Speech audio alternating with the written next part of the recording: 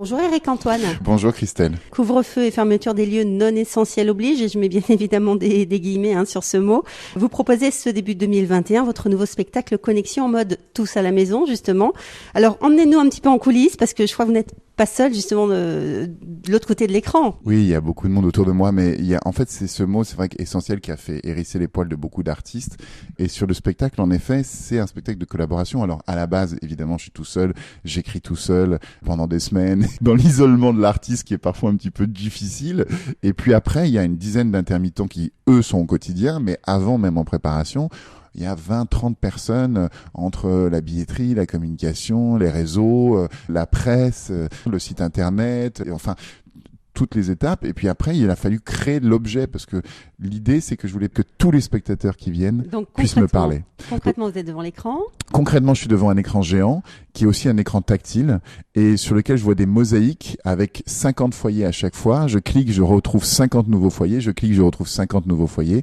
Et donc, je vois des milliers de personnes, en fait, en face de moi. Et il me suffit d'appuyer sur un des petits carrés de la mosaïque et de rentrer chez la personne et de faire un tour. Si vous allez ça peut, en fait, ce que je demande aux gens, c'est levez la main si vous avez envie de participer. Alors, tout le monde danse, chante, lève la main, met des lumières devant l'écran, écrit des mots pour que je les choisisse. Donc, c'est hyper participatif et c'est dans cette idée-là. Et festif, évidemment. Très festif. Avec comme quoi, une base de sketch, de magie, bien sûr. Alors, mélange humour et magie qui est mon écriture habituelle, avec je dirais une petite couleur un peu plus intime, parce que je me suis dit, je rentre dans l'intimité des gens, donc il faut que cet échange soit égal. Et donc, j'avais envie aussi de les faire entrer dans mon intimité, 100% inédit aussi, c'est très important. C'est pas un spectacle que je reprends, des vieux sketchs, c'est que des nouveaux numéros. Vous avez écrit pour ça. Et j'ai écrit pour cet objet-là et dans cette dynamique-là.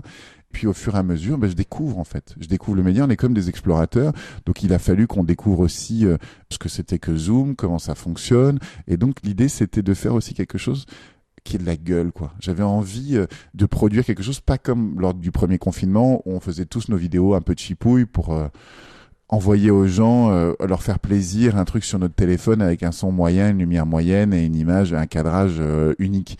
Donc là, j'ai envie de produire quelque chose qui soit à la hauteur d'un spectacle classique. Donc vous disiez un spectacle peut-être un peu plus intime, avec des thèmes en particulier. Oui, il y a le thème de magie, évidemment, qui est toujours le mien, mais il y a le thème de synchronicité, c'est-à-dire ces deux événements qui n'ont rien à voir l'un avec l'autre et qui pourtant arrivent ensemble. Et quand ils arrivent ensemble, on trouve ça absolument époustouflant, extraordinaire.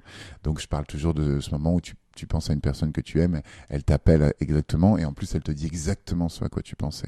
Donc ça, c'est quelque chose qui peut être aussi statistique, parce que combien de fois tu penses à la personne que tu aimes par jour et elle t'appelle pas. Donc à un moment, forcément, ça tombe.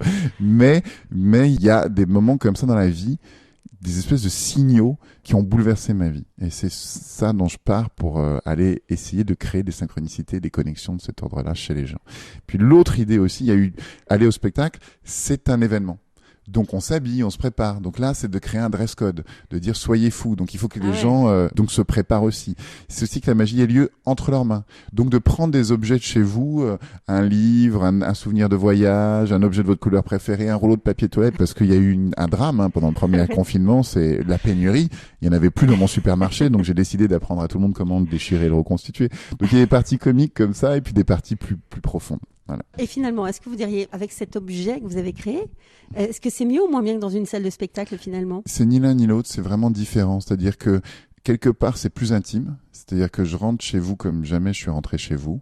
Ce que je trouve très touchant, c'est de voir les familles ensemble, de voir les groupes familiaux, les gens qui invitent leurs voisins, parce que c'est ça aussi qui est intéressant, c'est finalement beaucoup moins cher qu'un spectacle pour le public. C'est 25 €, je crois, c'est 25 ou 30, ça dépend de le moment où vous arrivez, en fait. Si vous êtes dans les premiers ou dans les derniers à acheter. Et en fait, si tu veux, ce qui est très beau, c'est ça, c'est de voir, par exemple, des voisins qui invitent un couple de voisins, qui invitent aussi leurs enfants. Donc, ils se retrouvent à 4 adultes, lui, à 8, et donc, ils ont recréé une soirée. Et j'avais envie de ça, que les gens se réunissent, que les gens se voient aussi, même quand ils n'ont pas l'occasion de se voir, de vivre quelque chose ensemble, et puis après, de se rappeler pour le partager. Et puis, cette notion aussi de fête, quoi. J'avais envie qu'il y ait un moment de fête, et là, maintenant, on a trouvé une idée, c'est que après le spectacle, on continue à faire vibrer ce moment de lien entre nous, en mettant de la musique, en créant presque un set de DJ, et les gens dansent chez eux, et tu vois les images des gens qui dansent chez eux après le spectacle, c'est assez délicieux. Ouais. Il y a serait-ce qu'un an, est-ce qu'on aurait pu imaginer une chose pareille ? Non, vraiment pas. Il y a un an, je ne connaissais même pas l'application Zoom, donc tout le monde l'a découvert. Donc je n'aurais pas pu imaginer ce spectacle. Ouais. Vous êtes un showman, donc par définition, définition, vous faites des spectacles. Vous êtes aussi programmateur du théâtre d'Aix. Oui. Ça, c'est une calamité pour vous, tout ce qui se passe maintenant. Oui, c'est une vraie calamité. Moi, j'ai plusieurs sociétés. En fait, j'ai une société de production de spectacle, une société de production de télé, et ma production de spectacle est passée à 0, et c'est la moitié de mon chiffre d'affaires. Donc, c'est la moitié de mes employés, c'est la moitié de mon activité. Donc, c'est une année qui est extrêmement difficile sur un point de vue professionnel. Et puis, finalement, il faut trouver des solutions. Donc, là, ce spectacle Connexion, je crois que c'est une manière de faire travailler 10 intermittents à plein temps là depuis 3 mois. C'est une manière de remettre en place un lien avec les gens, et puis aussi de lier les gens entre eux, où qu'ils soient, qui qu'ils soient, et je trouve qu'il y a dans cet objet quelque part quelque chose qui dépasse ces confinements, c'est-à-dire que ça me permet aussi finalement de toucher un public que je ne touche pas d'habitude. L'idée de ce spectacle, il vous est venu justement pendant le confinement. Vous étiez chez vous à Aix-en-Provence ? Ouais, exactement. Pour tout vous dire, je venais de déménager depuis 2 jours quand le confinement a été annoncé, donc c'était bizarre d'être sans rideau, sans couvert, sans rien, et que tout se ferme. C'était un peu étrange. Mais heureusement, j'étais avec mes enfants, donc ça c'était vraiment important. Au début, je devenais fou, je tournais en rond, et puis après, j'ai trouvé ça incroyable, justement, ce temps de conscience, ce temps de réflexion, cet autre temps sur la vie, sur le regard, avec la famille. Et puis après, on commençait à venir les idées, se dire si cette maladie dure, il faut réfléchir autrement. Alors il y a quand même une activité qui a persisté, c'est la télé, avec une nouvelle saison de jurés dans La France a un incroyable talent. Et puis ce nouveau programme baptisé Lego Masters, qui vous tient à cœur aussi, je crois. Bah oui, Lego Masters, c'est vraiment sympa parce que j'ai appris en fait qu'M6 avait acheté les droits de cette émission, et donc j'appelle tout le monde chez M6. C'est vous qui avez harcelé pour... J'ai harcelé en leur disant je veux faire cette émission. Et pourquoi ? Parce que vous faites des Lego, j'imagine, peut-être avec vos enfants ? Oui, j'en fais depuis que je suis tout petit, et je trouve que c'est un des plus beaux jeux qui soit, parce que c'est un jeu collaboratif et c'est un jeu créatif. Alors est-ce qu'une partie des tours, des sketchs que vous interprétez ont été imaginés en voiture ?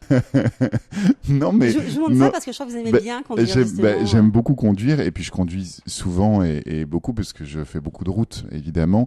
J'aime beaucoup qu'on me conduise aussi, je t'avoue. J'aime voyager. J'ai fait 600 000 kilomètres en avion. J'ai fait un aller-retour à la Lune. Et je te parle juste des avions, qui est pas mon moyen de transport de prédilection. Et alors, en voiture, quel conducteur êtes-vous, justement ? Je suis un conducteur plutôt cool, c'est-à-dire respectueux, faisant attention aux autres. En fait, je trouve que la joie et la politesse est contagieuse. Donc, quand je vois quelqu'un sur un passage clouté, je lui fais un petit signe et je lui dis passer. Quand il me reconnaît, il est trop content. Oui. Donc, je pense que ça fait partie de ma mission à chaque seconde, dans chacune de mes actions de ma vie, que de transmettre le bonheur. Donc, dans la voiture aussi. Bravo. Voilà. Est-ce que vous avez des souvenirs de voyage enfant quand vous preniez cette nationale 205 qui traverse la vallée de l'Arve jusqu'à votre fief de Chamonix ? Tiens, oui, j'en ai beaucoup, parce qu'il y avait cette petite route de montagne en lacet, et je me souviens toujours de ces envies de vomir. Bon appétit. Bon appétit à tous, de ces routes de montagne en lacet, et puis qui est passé d'un souvenir un peu dégueulasse à un souvenir joli, parce que je sais où j'allais, et j'allais vers la famille, et j'allais vers les racines. Donc à chaque fois que je prenais cette route, j'étais heureux. Quand elle est partie, je t'avoue que j'ai eu un petit pincement au cœur quand j'ai vu l'autoroute, et en même temps maintenant j'apprécie, parce qu'on va beaucoup plus vite. C'est sûr. On gagne beaucoup de temps. Ouais. Mais alors justement, cette vallée de l'Arve, c'est l'une des plus polluées de France. Est-ce que Ouais. ça titille justement votre conscience écologiste, vous qui en plus de Oui, la région ? mais c'est une vraie catastrophe. C'est-à-dire que ma cousine qui vit là-bas et qui s'est battue justement pour des causes écologistes, avait une idée merveilleuse que de recouvrir toute une grande partie de l'autoroute, ce qui aurait été tout à fait faisable. On a les budgets, on a tout, et puis ça n'a pas été fait. Sur le ferroviaire, il y a eu plusieurs projets, et puis ça n'a pas été fait. Il y a eu vraiment un paquet de projets très à la pointe, et aucun n'a abouti. Donc c'est toujours d'une grande tristesse que de voir le glacier du Mont Blanc reculer, se noircir année après année. Donc c'est douloureux. Et puis en 40 ans, tu vois la différence. C'est énorme en une génération. Bon, Éric-Antoine, je voudrais terminer en disant en mode votre engagement de longue date au sein de l'association Magie à l'hôpital, dont vous êtes le parrain.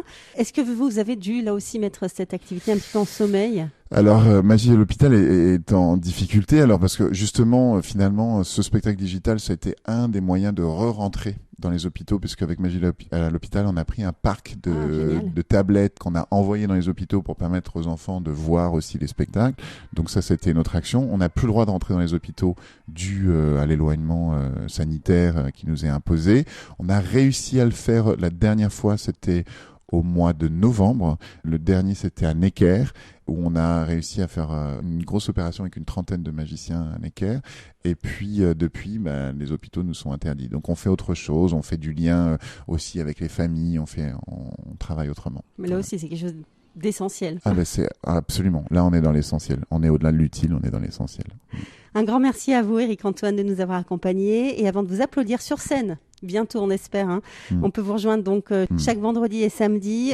Pour tout savoir, on va sur votre site internet, tout simplement. Ouais. Bonne année à vous. Merci et à vous bientôt. aussi et à vous tous, chers amis qui nous écoutez.